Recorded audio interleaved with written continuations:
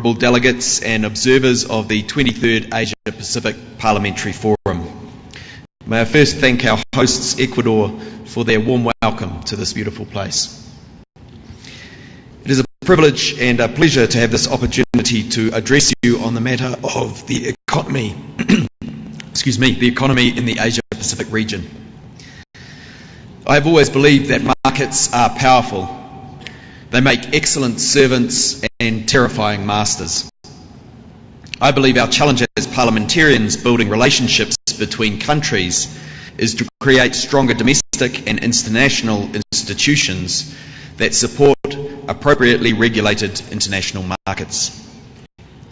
In a globalised world, our futures are intertwined. We are dependent upon one another for our future security, liberty, peace, and prosperity. To create the conditions in which we all can enhance the well-being of our respective populations, we must first create the conditions for strengthening and maintaining the rule of law, to ensure societies free from corruption. This is a precondition for a happy and healthy group of populations engaging in profitable commerce. Another key plank in ensuring the conditions for prosperity within and between nations is a path to reducing disparities in wealth. Where disparities in wealth become too great, social mobility is reduced, distinct and irreversible socio-economic groupings emerge. From this follows suspicion that the rule of law acts in the interests only of those who can afford its services. And with no prospect of accessing fair treatment, civil unrest often follows. The thesis that inequality harms population outcomes, for developed countries at least, is supported by a growing body of academic literature. And there is a close link between income and population health, criminality, education, life expectancy, and other outcomes. Part of the riddle lies in the shared interest of socio-economically homogenous populations. The prosperity of nations is in part dependent upon access to infrastructure that everyone needs, but few can afford on their own.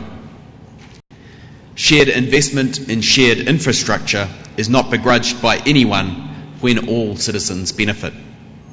Communal funding of hospitals, schools, clean running water, roads, police forces and courts is happily and willingly supported when these services produce fair and equitable outcomes for the entire population. Not all nations will choose to fund these things via the state, but the principle of fair and equitable access to these services remains paramount if prosperity is to ensue. A state with improving rule of law and a population reasonably able to believe in a growing and shared prosperity becomes a self-fulfilling prophecy where international trade opportunities and institutions support this goal. Excuse me. Participants in international fora such as this one must look to protect their own nation's interests, of course, but equally they should be strongly incentivised to concern themselves with creating the institutions that provide reasonable financial security to all nations. Free capital flows provide opportunities for growth, but also carry risks too infrequently acknowledged. The Asian financial crisis and the struggles of Argentina in recent decades illustrate well the maxim that foreign investment is like an umbrella, willingly loaned to any country until it begins to rain. If development is to be sustainable, countries must have insurance that mitigates the most damaging effects of market surges and mood swings. Our current global financing institutions are weak in this regard.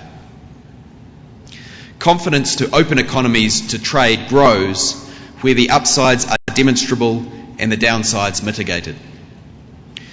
And so we all come to the table to discuss trade, and it is encouraging that so many proposals for cooperation across our region are on the table. New Zealand's draft resolution promoting economic partnership and free trade calls upon member countries and concerned regions to continue to make efforts toward realisation of a free trade area of the Asia Pacific as a means not only to further promote regional economic integration in the Asia Pacific region, but also to complement and strengthen the multilateral trading system centred on the WTO in a transparent and globally beneficial way. Other regional integration initiatives, like the Trans-Pacific Partnership, may offer similar prosperity benefits if agreements are signed by nation states that share the benefits of trade fairly amongst their citizenry, have strong institutions to protect the rule of law, and are accompanied and supported by democratic global institutions that serve and protect the interests of all member countries. We are all connected. When China's economy sneezes, United States stock markets catch a cold.